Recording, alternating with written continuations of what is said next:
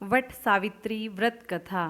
विवाहित महिलाओं के बीच अत्यधिक प्रचलित ज्येष्ठ कृष्ण अमावस्या के दिन आने वाली सावित्री व्रत की कथा निम्न प्रकार से है। भद्र देश के एक राजा थे जिनका नाम अश्वपति था। भद्र देश के राजा अश्वपति के कोई संतान न थी।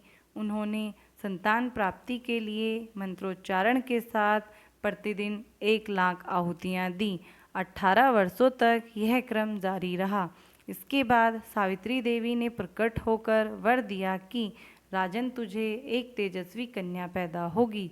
सावित्री देवी की कृपा से जन्म लेने के कारण से कन्या का नाम सावित्री रखा गया।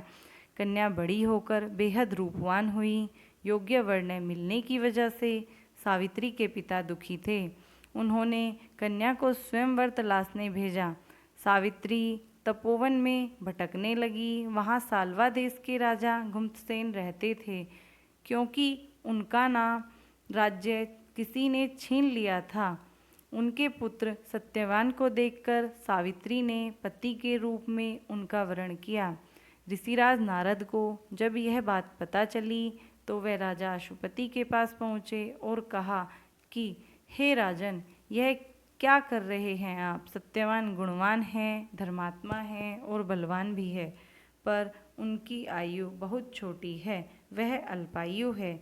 1 वर्ष के बाद ही उसकी मृत्यु हो जाएगी। ऋषिराज नारद की बात सुनकर राजा अश्वपति घोर चिंता में डूब गए। सावित्री ने उनसे कारण पूछा तो राजा ने कहा, पुत्री, तुमने जिस राजकुमार को अपने वर के रूप में चुना है वह अल्पायु है। तुम्हें किसी और को अपना जीवन साथी बनाना चाहिए। इस पर सावित्री ने कहा कि पिताजी, आर्य कन्याएं अपने पति का एक बार ही वरण करती है। राजा एक बार ही आज्ञा देता है और पंडित एक बार ही प्रतिज्ञा करते हैं और कन्यादान भी एक ही बार किया जाता है। सावित्री हट करने लगी और बोली, मैं सत्यवान से ही विवाह करूंगी। राजा अश्वपति ने सावित्री का विवाह सत्यवान से कर दिया। सावित्री अपने ससुराल पहुंचते ही सास ससुर की सेवा करने लगी। समय बीतता चला गया। नारद मुनि ने सावित्री को पहले ही सत्यवान की मृत्यु के दिन के बारे में बता दिया था। वह दिन जैसे जैसे करीब आने लगा, सावित्री अधीर होने लगी। उन्होंने 3 दिन पहले से ही उपवास शुरू कर दिया। नारद मुनि द्वारा कथित निश्चित तिथि पर पितरों का पूजन किया। हर दिन की तरह सत्यवान उस दिन भी लकड़ी काटने जंगल चले गए। साथ में सावित्री भी गई। जंगल में पहुंचकर सत्यवान लकड़ी काटने के लिए एक पेड़ पर चढ़ गए। तभी उसके सिर में तेज दर्द होने लगा। दर्द से व्याकुल सत्यवान पेड़ से नीचे उतर गए। सावित्री अपना भविष्य समझ गई। सत्यवान के सिर को गोद में रखकर सावित्री सत्यवान का सिर सहलाने लगी। तभी वहाँ राजा यमराज आते दिखे। यमराज अपने साथ सत्यवान को ले जाने लगे।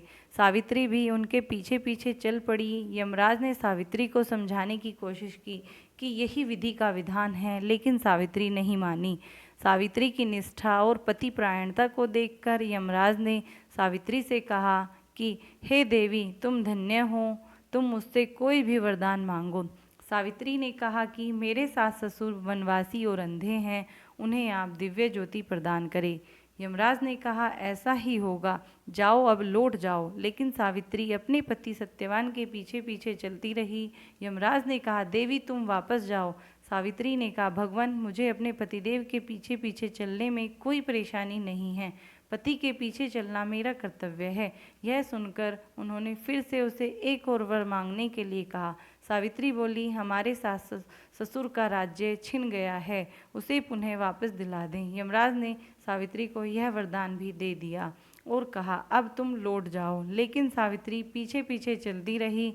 यमराज ने सावित्री को तीसरा वरदान मांगने को कहा। इस पर सावित्री ने 100 संतानों और सौभाग्य का वरदान मांगा। यमराज ने इसका वरदान भी सावित्री को दे दिया। सावित्री ने यमराज से कहा कि प्रभु, मैं एक पतिव्रता पत्नी हूँ और आपने मुझे पुत्रवती होने का आशीर्वाद दिया है। यह सुनकर यमराज को सत्यवान के प्राण छोड़ने पड़े। यमराज अंतर्धान हो गए। सावित्री उसी वटवृक्ष के पास आ गई जहाँ उसके पति का मृत शरीर पड़ा था। सत्यवान जीवंत हो गया। दोनों खुशी खुशी अपने राज्य की ओर चल पड़े। दोनों जब घर पहुँचे तो देखा कि माता पिता को दिव्य ज्योति प्राप्त हो गई है। इस प्रकार सावित्री सत्यवान चिरकाल तक राज्य सुख भोगते रहे। अतः पतिव्रता सावित्री के अनुरूप ही प्रथम अपने सास ससुर का उचित पूजन करने के साथ ही अन्य विधियों को प्रारंभ करें।